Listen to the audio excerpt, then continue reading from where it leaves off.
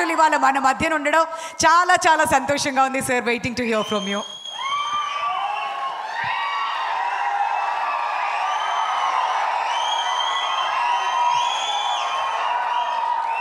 అందరికీ నమస్కారం.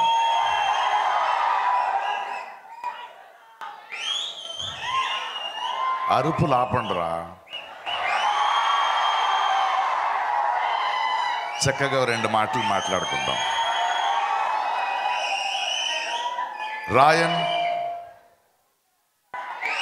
Dhanush 50వ cinema. Hi Chalam.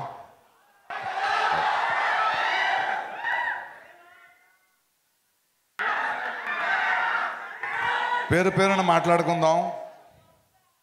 Sandeep కిషన్ని చూస్తున్నా, కాళిదాసుని చూస్తున్నా, అపర్ణ, తుషార, ఈ యంగ్స్టర్స్ కళ్ళలో ఉన్న ఆకలి చూస్తున్నా. 35 సంవత్సరాల నుంచి ఇండస్ట్రీలో ఉన్నా. ఇలాంటి నటులు, ఇలాంటి variety of actors in a film చాలా సమృద్ధంగా ఉంది చూడ్డానికి. అండ్ ధనుష్ గొప్పతనం ఏంటంటే వాళ్ళందరూ కలిసి ఒక నటుడిగా వాళ్ళ ఆకలికి కావాల్సింది, వాళ్లతో తనకు కావాల్సిన కథని ఎలా మలుచుకోవాలని తెలిసిన ఒక అద్భుతమైన వ్యక్తి. ఎస్జే సూర్య గారు అద్భుతమైన వేషం పోషించారు.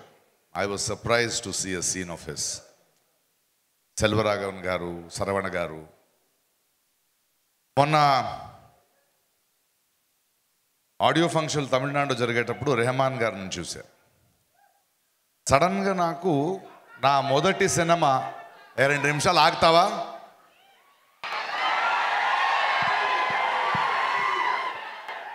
కొంచెం బాధ్యతగా మాట్లాడుకుందాం. ఏఆర్ రెహమాన్ గారితో మాట్లాడుతున్నప్పుడు అనిపించింది 30 ఏళ్ళు అయ్యింది నేను ఆయన పనిచేసి.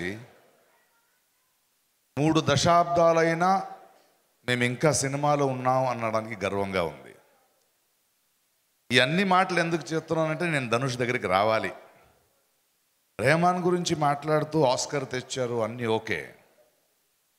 ఒక సినిమా ఇండస్ట్రీలో 30-35 సంవత్సరాలు ఉండడం పెద్దది కాదు.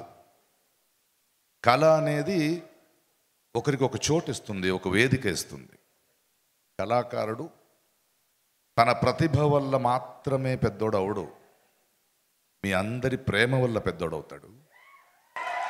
దానికన్నా గొప్పది సినిమా చూస్తున్న వాళ్ళు ఆ కళాకారుడి మీద పెట్టిన నమ్మకం వల్ల పెద్దోడవుతాడు. కానీ ఆ నమ్మకాన్ని నిలబెట్టుకోవాలి కదా. నువ్వు ఎన్ని సంవత్సరాలు నిలబెట్టుకుంటావో అన్ని సంవత్సరాలు ఉంటావు. అన్నయ్య చిరంజీవి గారిని చూడండి, రజనీకాంత్ని చూడండి, కమల్ హాసన్ చూడండి, మణిరత్నం గారిని చూడండి, అమితాబ్ బచ్చన్ని చూడండి. ఆ దశలో చూస్తున్నప్పుడు ధనుష్ గురించి ఇప్పుడు వస్తున్నాను. ఆయన నటన గురించి నేను ఎక్కువగా చెప్పాల్సిన అవసరం లేదు. కానీ 20-25 సంవత్సరాల ముందు నేను చూసిన ధనుష్ మొదటి సినిమా చేసేటప్పుడు ఆయన చూస్తూ ఇలా ఉండేవాడు బక్కగా. ఆ సినిమాలో ఒక డైలాగ్ ఉంది, ఏమయ్యా ఒక 10 కేజీల మాంసం 20 కేజీల ఎముకలు పెట్టుకుని ఏం చేస్తావరా అని అడిగా. కానీ 25 సంవత్సరాల్లో ఒక నటుడు తన ఈ ప్రస్థానంలో తను పనిచేసిన దర్శకులు సెల్వరాఘవం ఉండొచ్చు, వెట్రిమారన్ ఉండొచ్చు, హిందీ సినిమా ఉండొచ్చు, బాలీవుడ్ సినిమా ఉండొచ్చు, ఎన్నో రకాల పాత్రలు చేస్తూ తనలో వచ్చిన మార్పు, తను చేస్తున్న పని, తన వల్ల ఆ పని వల్ల తన అందం అవ్వడం, ఒక వ్యక్తిత్వం అవ్వడం చూస్తున్నా. ఈరోజు ఒక చిన్న నటుడిగా వస్తూ రకరకాల పాత్రలు చేస్తూ రాస్తూ పాడుతూ ఇప్పుడు ఒక దర్శకుడిగా మన మీద వస్తున్నాడంటే, ప్లస్ ఈరోజు కూడా మీకు కనిపిస్తున్నది రాయన్. ఇంతకుముందు నేను ఆయనతో చేసిన సినిమా తిరు. ఆ తర్వాత రాయన్ సినిమాలో యాక్ట్ చేస్తుంటే ప్రకాష్ రాజ్ గారు మీలాంటి నటుడు నాకు కావాలి, సరే నేను ఇన్ని సంవత్సరాలు నటుడు కదా అని వెళ్తే తన దర్శకత్వం చూపిస్తున్నప్పుడు మీ ప్రతిభ మీ అనుభవం నాకు కావాలి, కానీ నటన మీరు రెగ్యులర్గా చేసేది కాదు, నాకు ఇలాంటిది కావాలనే క్లారిటీ ఉంది ఈ కుర్రోడికి. ఆ క్లారిటీ చాలా ముఖ్యం.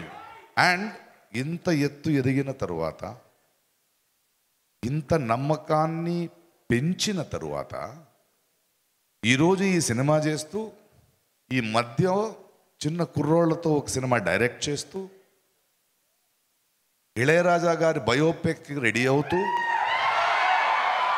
మన శేఖర్ కమల లాంటి ఒక దర్శకుడి దగ్గర ఇంకో అనుభవానికి తనని తాను వెళ్తూ, ఆ తర్వాత నన్ను నిత్యామనని పెట్టి ఇంకో కథ ఉందండి ఓన్లీ డైరెక్షన్ చేస్తాను ఇంకో కథ చెప్పాడు నాకు.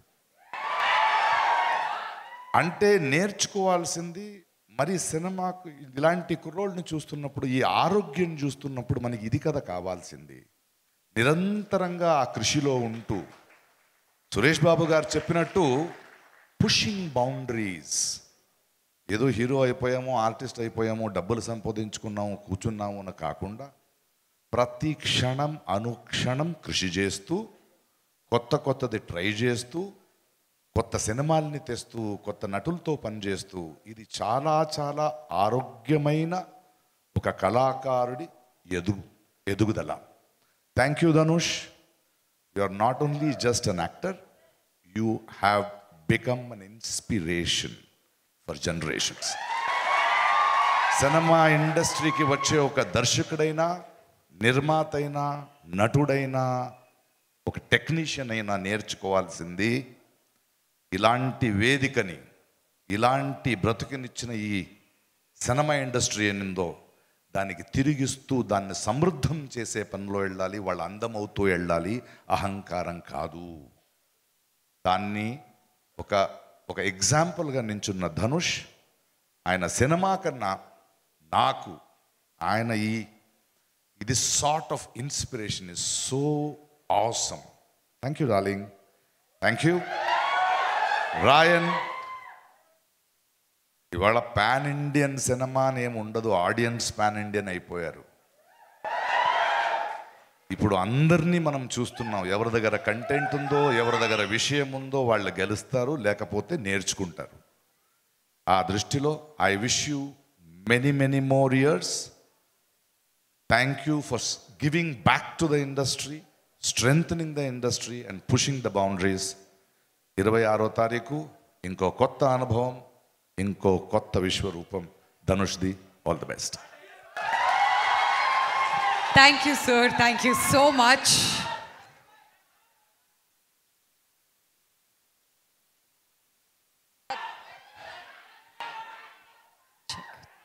మీ ప్రతి మాటలో కూడా మాకు బోల్డ్ అంత విజ్డమ్ అందిస్తూనే ఉంటారు.